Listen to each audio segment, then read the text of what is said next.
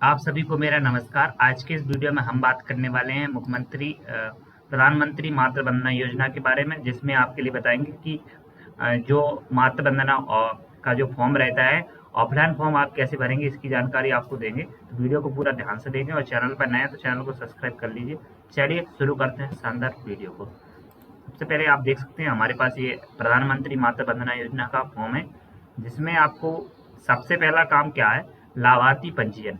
यानी कि लाभार्थी पंजीयन करने के लिए जो आंगनवाड़ी कार्यकर्ता है वो इस फॉर्म को वो भरती हैं। लेकिन यदि आप स्वयं हितग्राही हैं तो आप कैसे भरेंगे, इसकी जानकारी आपको देना है। सबसे पहले आपके पास इस तरह का एक फॉर्म होना चाहिए। वो आपको यहाँ पे ये दोनों कॉलम आपको छोड़ देना है, जैसे आवेदन क्रमांक और सेक्टर का नाम। सेक्टर का नाम आप भर सकते हैं, बाकी आवेदन क्रमांक आपको जब ऑनलाइन होगा तो ये इसमें आंगनवाड़ी कार्यकर्ता ऑनलाइन करने के बाद जो आवेदन क्रमांक प्राप्त होता है वो आपको यहाँ पे दर्ज करना है।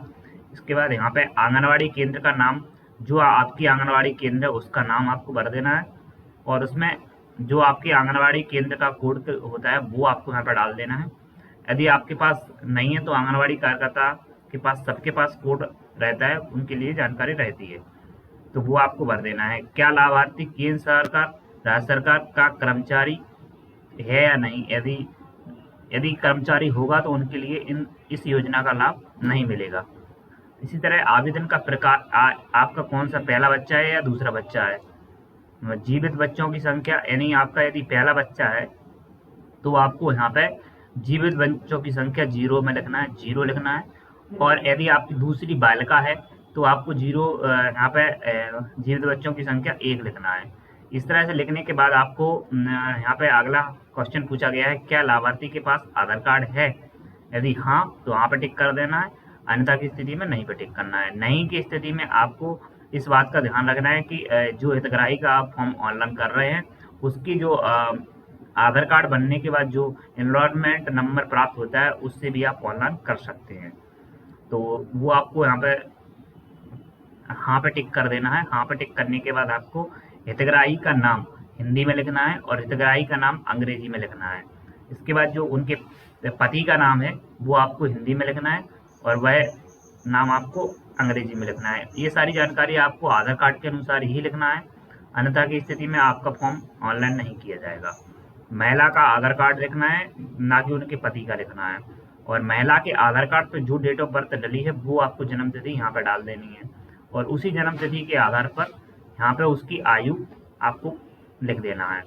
जैसे ही आप आयु लिखेंगे तो उसके बाद आपको नेक्स्ट ऑप्शन देखने को मिल जाएगा श्रेणी का। तो SC ST OBC जो भी आपकी श्रेणी है वो आपको डाल देना है।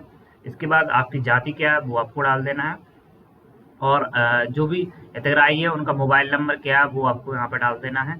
इसके बाद पात्रता के प्रकार में जो दस्तावेज है वो दस्तावेज आपके लिए इस पोर्टल के माध्यम से हम दिखा देते हैं एक बार। तो एक एक यहाँ पे हम लॉगिन कर लेते हैं। इसमें जो सिटीजन वाला ऑप्शन है, इससे हितग्राही स्वयं भी अपना फॉर्म ऑनलाइन कर सकते हैं।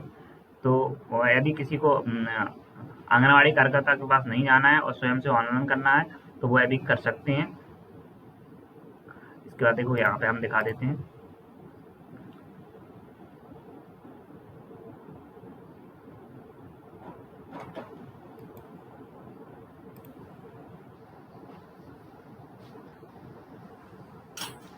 इसका पोर्टल थोड़ा स्लो चलता है तो आप थोड़ा सा सब्र रखें, जो भी आंगनवाड़ी कार्यकर्ता है। यहाँ पे हम आपके लिए दस्तावेज का प्रकार दिखा देते हैं। दस्तावेज के प्रकार में आप यहाँ पे देख सकते हैं।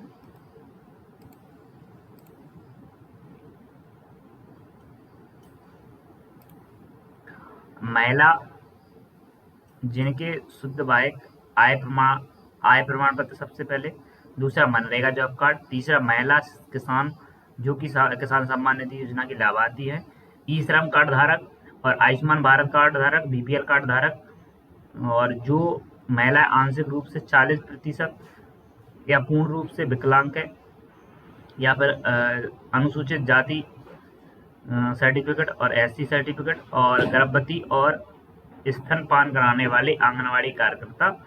यानी कि यहाँ पे आपको वो लिख देना है, जो आपका टीकाकरण कार्ड रहता है वो आप यहाँ पे लिख सकते हैं। यदि आपके पास कोई भी दस्तावेज नहीं है तो आप टीकाकरण कार्ड जो रहता है वो आपको वहाँ पे लिख देना है। यदि यहाँ पे टीका कार्ड लिख देना है, यहाँ पे टीका कार्ड का जो नंबर रहता है वो आपको यहाँ पे लिख देना है। इसके बाद टीकाकरण कार्ड पर जो RCH ID नंबर लिखा रहता है वो आपको यहाँ पे लिखना कंपलसरी है। यदि आप ये नहीं लिखेंगे तो आपका फॉर्म बिल्कुल रिजेक्ट माना जाएगा और आपका फॉर्म ऑनलाइन नहीं किया जाएगा। इसके बाद आपको पंजीयन की तिथि आपको यहाँ पे लिख देनी है। पंजीयन की तिथि आपको टीकाकरण कार्ड में वो जब आप पहला टीका लगता है तो उसी टाइम पंजीयन की तिथि मिल जाती है, तो वो आपको वहाँ पे लिख देना है।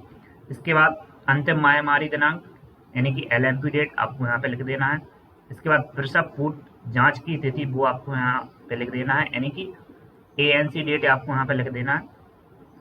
इसके बाद क्या बच्चा पैदा हो गया है, यदि बच्चे का जन्म हो गया है तो वो यहाँ पे हाँ लिखना है, अन्यथा की स्थिति में नहीं लिख देना है। यदि बच्चे का जन्म हो गया है तो उसकी वास्तविक जन्म तिथि आपको यहाँ पे लिखना है। इसके बाद यहाँ पे जो हितग्राही हैं वो वर्तमान में ग्रामीण क्षेत्र में रहते हैं या शहरी क्षेत्र में, वो आपको यहाँ पे लिख देना है। और उसके बाद आधार कार्ड में जो पता लिखा है वो आपको पूरा पता आधार कार्ड के अनुसार आपको यहाँ पे लिख देना है। और यहाँ पे आपको जो आपका राज्य वो आपको राज्य लिख देना है, जिला और ब्लॉक और वार्ड या गांव और पिन कोड आपको वहाँ पे लिख देना है। इसके बाद जो आंगनबाड़ी कार्यकर्ता है उनको सौंपा गया फील्ड यानी कि कार्यकर्ता को जो फील्ड है उसका नाम यहाँ पे फील्ड का नाम वो यहाँ पे आएगा, और जो आंगनबाड़ी का केंद्र क्रमांक है वो आपको यहाँ पे लिखना है। इसके बाद यहाँ पे जो बैंक खाता का विवरण है वो आपको यहाँ पे लिख देना है। इसमें आपको एक बात का ध्यान रखना है, यहाँ पे नोट भी लिखा गया है, बैंक खाते में आधार लिंक और DBT सक्रिय की स्थिति अनिवार्य है, अन्यथा की स्थिति में आपका फॉर्म आप यदि फॉर्म ऑनलाइन भी कर देते हैं, सारी चीज़ कर लेते हैं, लेकिन ये दो काम नहीं होंगे तो आपका पैसा आपके खाते में नहीं आएगा, ये आपको ध्यान रखना है। यहाँ पे आपको जो आपका IFSC कोड बैंक की पासबुक में दिया गया है वो आपको यहाँ पे लिखना है। यहाँ पे आपका जो शाखा का नाम है वो आपको यहाँ पे लिख देना है, यानी कि जहाँ पे आपकी बैंक है उसका नाम लिख देना है।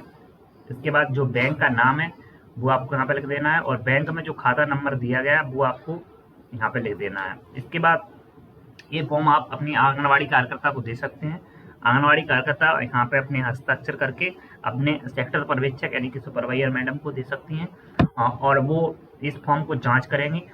इसके बाद यहाँ पे जो आंगनबाड़ी कार्यकर्ता है वो अपने लॉगिन से इस फॉर्म को ऑनलाइन कर देंगे, और ऑनलाइन करने के बाद यह फॉर्म जाएगा अपने उसके सेक्टर पर्यवेक्षक के पास, और ये फॉर्म जाने के बाद आपको यहाँ पे जो सेक्टर पर्यवेक्षक हैं वो जांच करके यदि कोई कमी पाई जाती है तो उसको रिजेक्ट कर देंगे। रिजेक्ट करेंगे तो ये आंगनबाड़ी कार्यकर्ता के पास ही फॉर्म चला जाता है। यदि अप्रूवल करती हैं तो ये जांचकर्ता परियोजना कार्यालय यानी कि CDPO सर के लॉगिन पे चला जाता है, तो वह जांच करेंगे और इसके बाद इस फॉर्म को जिले के लिए हस्तांतरित कर देंगे। तो यह रहती है सारी प्रक्रिया ऑफलाइन फॉर्म भरने की।